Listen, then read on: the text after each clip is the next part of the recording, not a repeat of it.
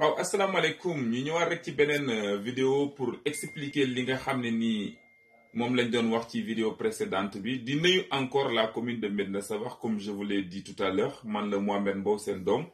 bëggoon waxtaan exclusivement avec la jeunesse de l'arrondissement de Médina Sabakh. Pratiquement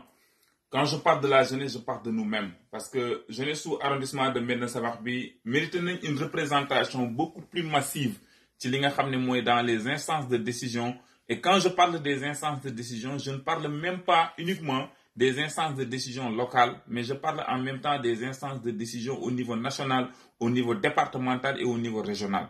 Comme vous le savez, l'arrondissement de Médina Sabakh regorge d'énormes potentialités yoo xam ne tey war nañ leen mën a représenter fu ne.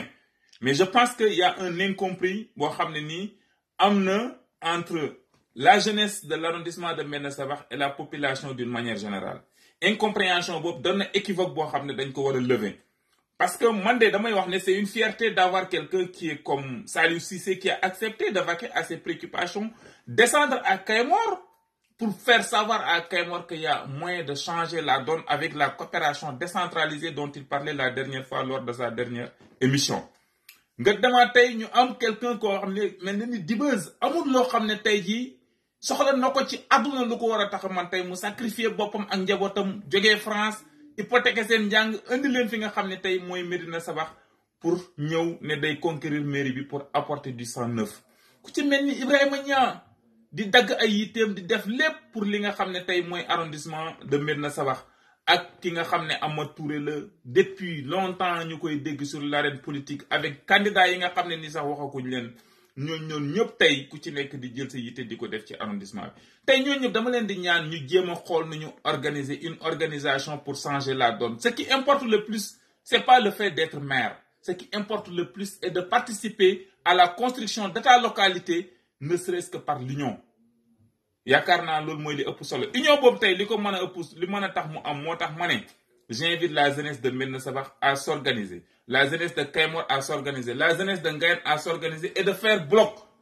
J'invite également le Jàppoo Suqali Sunu Gox à ce que nous organiser les conditions d'un débat contradictoire. J'aimerais bien qu'un débat soit posé entre les maires et les potentiels candidats. Parce que mënuñu jàpp tey nga jox antenne ko mel ni xam ne Ousmane Gueye la mu topp pour réseaux sociaux bi ratatatatat wax ju amul finition. nga jël ki nga xam ne mooy le maire Goumba Gaye nga jox ko li nga xam ne mooy antenne bi comme Pakala FM loo fay et autres mu topp wax te li muy wax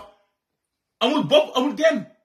te kenn du ko contradire nga xam ne ki nga xam ne mooy aussi Ablaye Cissé dem na ba moom ñemeetul wax sax parce que xam ne la commune de Kayemor est confrontée à des difficultés. Donc tey j'invite la communauté jeunesse de la commune de Ngayène de Médina Sabakh et de Kayemor ñu jéem a xool taxawal débat boobu noonu. man de débat bi nga xam ne tey dama ko bëgg mooy que ñetti maires yi ñu toog les candidats potentiels toog ñu def un débat contradictoire bu ñu neexee sax ñu organiser ko ci pencu Médina Sabakh mi def ko transmission sur les réseaux sociaux parce que réseaux sociaux moyen d'information la def ko tey fi nga xam ne nii bu ñu neexee ñu wut une télévision locale en direct Pakala FM askan li ñuy déglu xam parce que la localité nit ñi ci bëri dañoo xamul te am na ci ñu bëri dañ leen jënd. tey dama jot benn audio ñiy expliquer koo xam ne li muy wax ndeketoo yëpp ndeysaan bourse familiale buñ ko jox la jox ko rakkam jox ko ñeneen ñoo xam ne la ñu bokkat te mu ne sax moom mérité wu ko vous aurez audio bi di ngeen ko jot.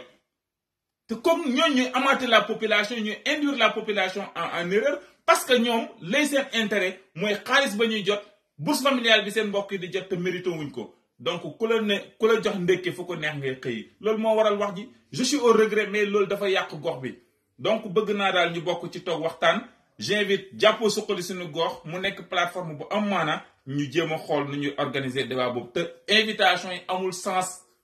parce que koo fi invité day wax rek amul lenn luñ ko ciy compter. merci beaucoup maa leen di remercier yéen ñëpp di nuyu ñi nga xam ne ñooy jeunesse su gox bi yëpp ku ci gën a ndaw ba ki ci gën a mag.